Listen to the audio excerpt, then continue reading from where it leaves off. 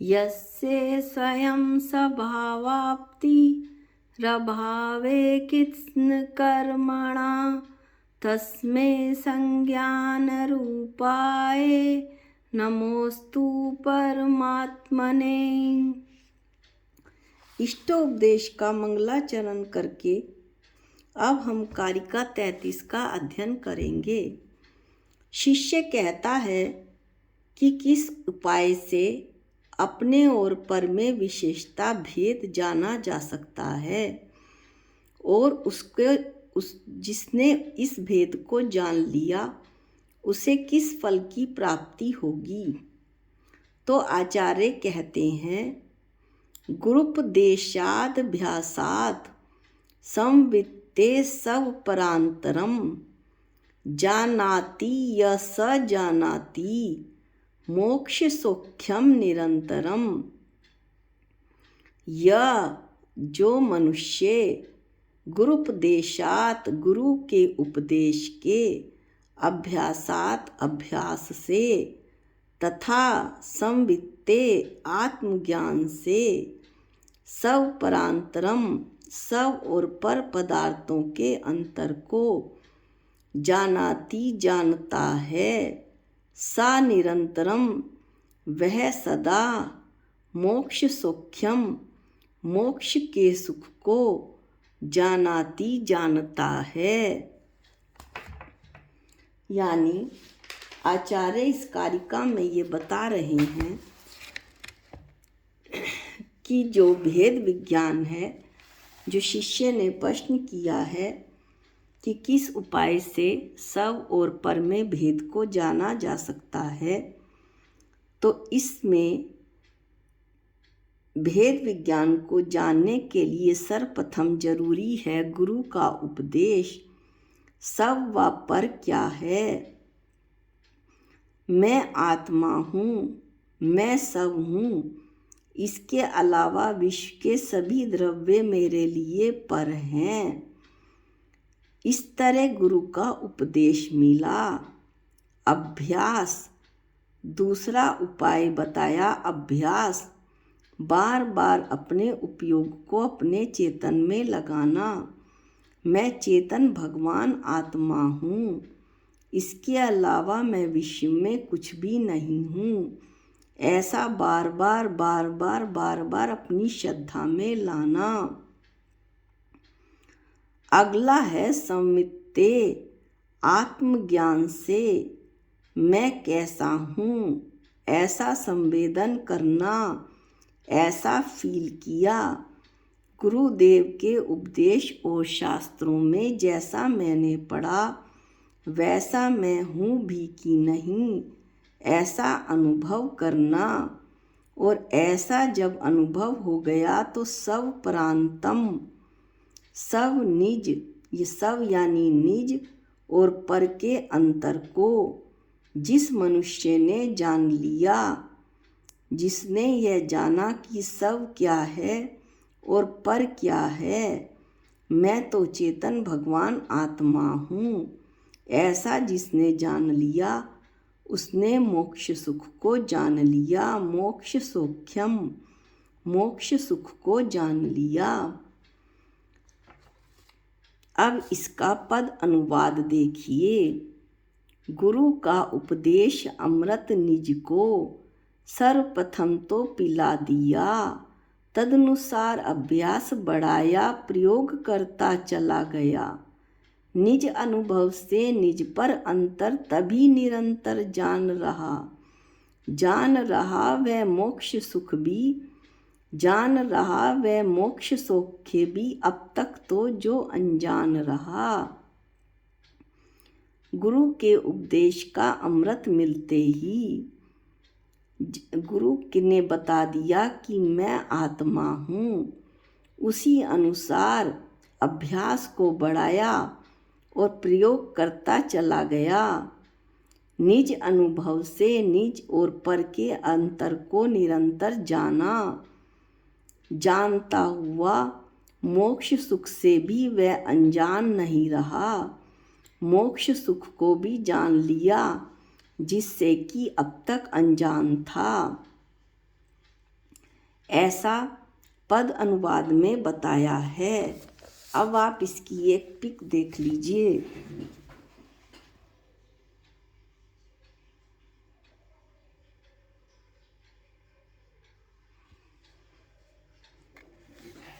मोक्ष के सुख के अनुभव के लिए क्या करना चाहिए?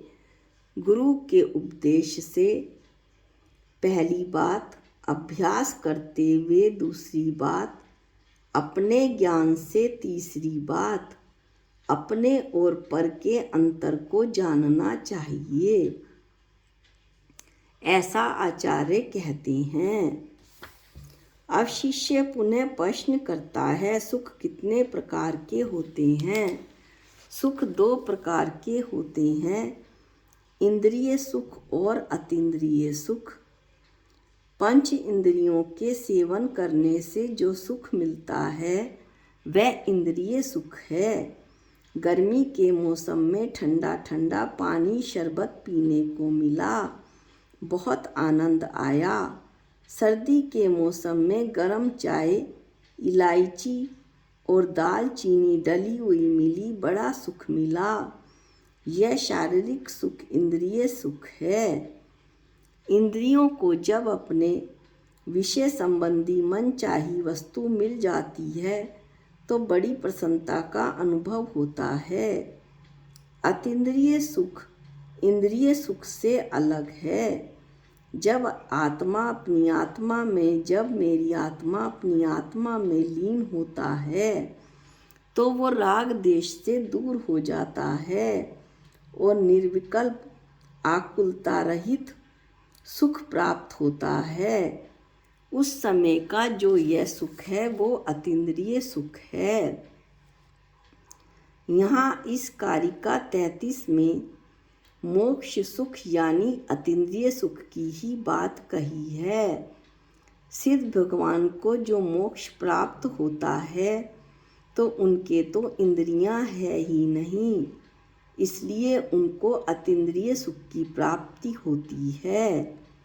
अब शिष्य पुनः प्रश्न करता है, इन दोनों प्रकार के सुखों में अंतर क्या है? आचार्य कहते हैं कि जो इंद्रिय सुख है वो तो संसार का मार्ग है। इंद्रियों के विषय भोगों में लगते ही राग देश उत्पन्न होता है, कर्मों का आश्रव होता है जो मेरे संसार के कारण बनते हैं।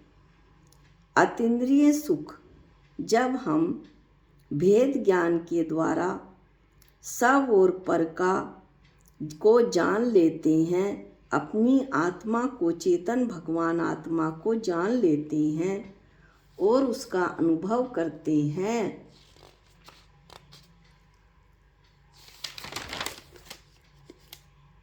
तो वो उससे कर्मों की संबरवा निर्जरा होती है।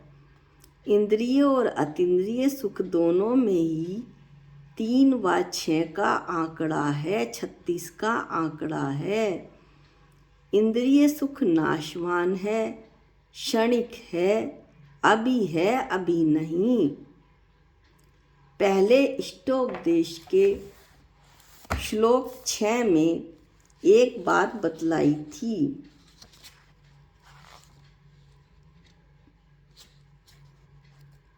जो कि आप एक बार पुनः सुनिए।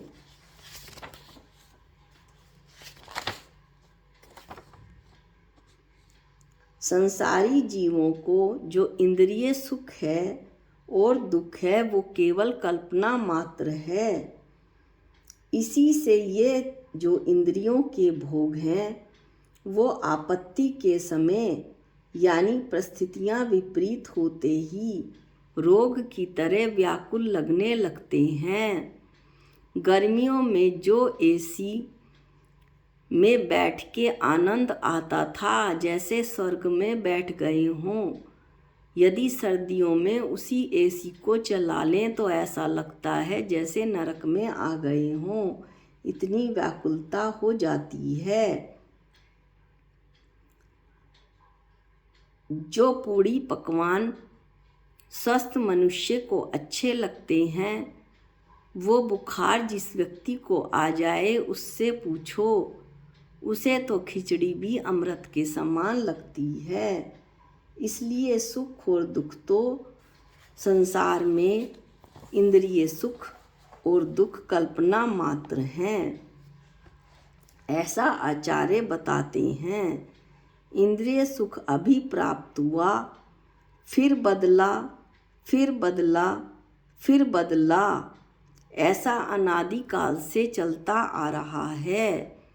परंतु जो अतीन्द्रिय सुख है वो हमेशा नित्य रहता है। एक बार मिल जाए, जैसे सिद्ध भगवान को मोक्ष सुख मिला, तो वो अब उसी अवस्था में अनंत काल तक बने रहेंगे। शिष्य प्रश्न करता है कि जो हमें अतीन्द्रिय सुख मिलता है उसकी बराबरी मोक्ष सुख से कैसे होगी।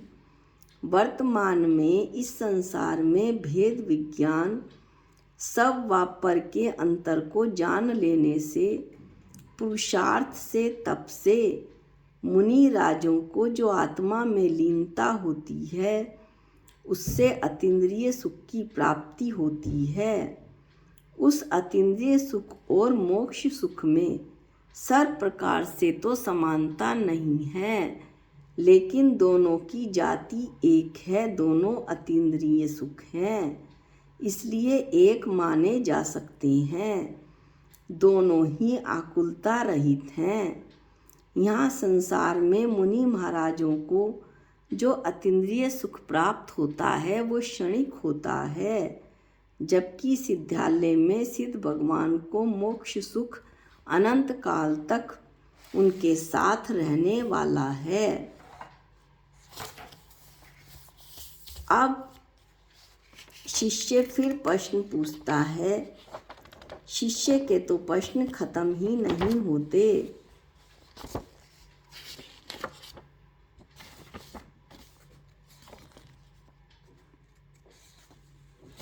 एक जो शिव भूति महाराज हुए हैं उनकी जो कथा है उसके विषय में प्रश्न पूछता है शिष्य।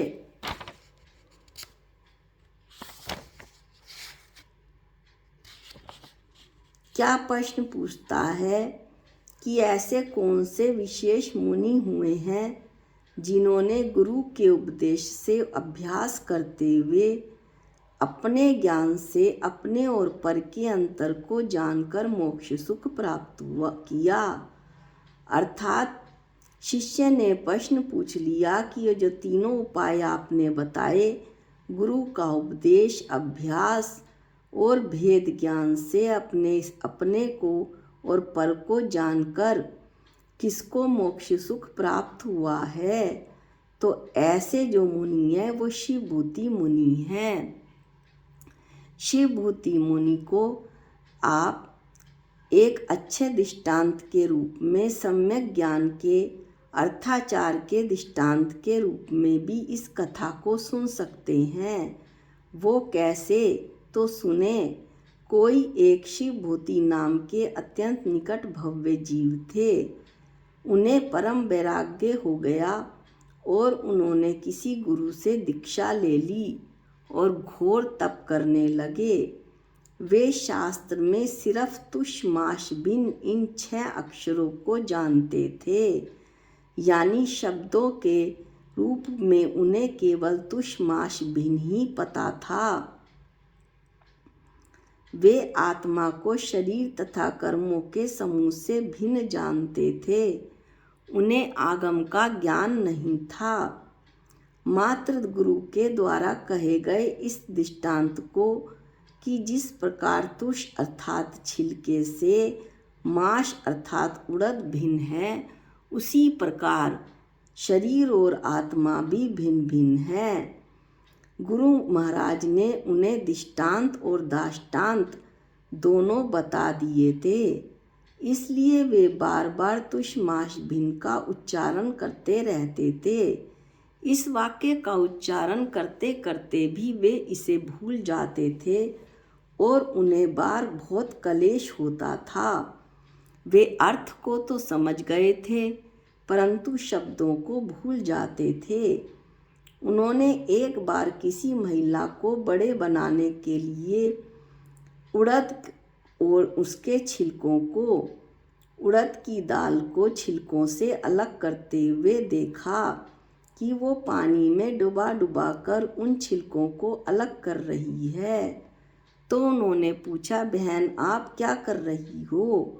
तो उस महिला ने उत्तर दिया कि मैं तुषों यानी छिलकों को उड़दों यानी माश से अलग अलग कर रही हूँ।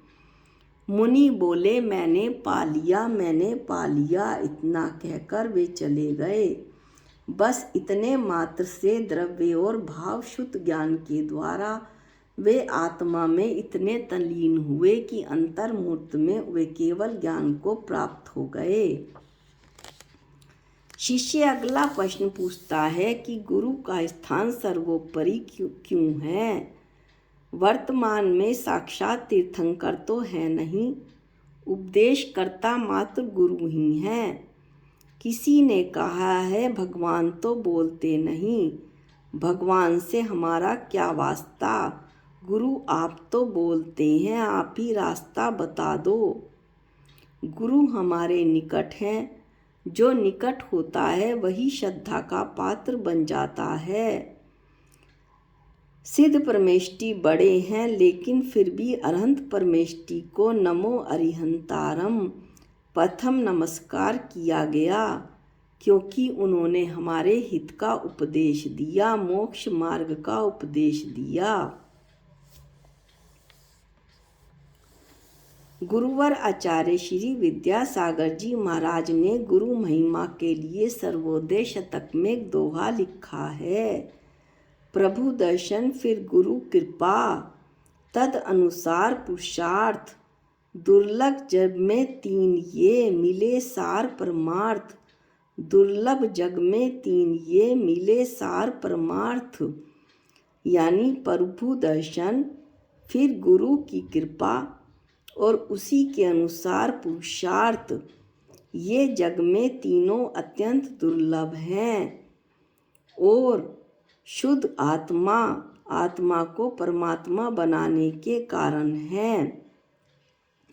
इस तरह से आज हमने शिष्य के द्वारा पूछे गए सब और पर में भेद के अंतर के लिए क्या करना चाहिए, क्या जरूरी है, गुरु का उपदेश, अभ्यास, आत्मज्ञान से सब और पर पदार्थों का के अंतर को निरंतर जानना, ऐसा जाना, समझा और अध्ययन किया।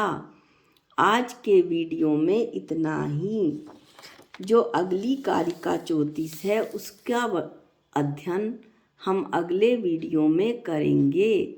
जावाणी के ज्ञान से सूझे लोकालोक, जो वाणी मस्तक नमो सदा देत हूँ धोख। हे जिनवाणी भारती तोहे जपूं दिन रैन, जो तेरी शरणागते वो पावे सुख चैन। सबको जय जिनेंद्र।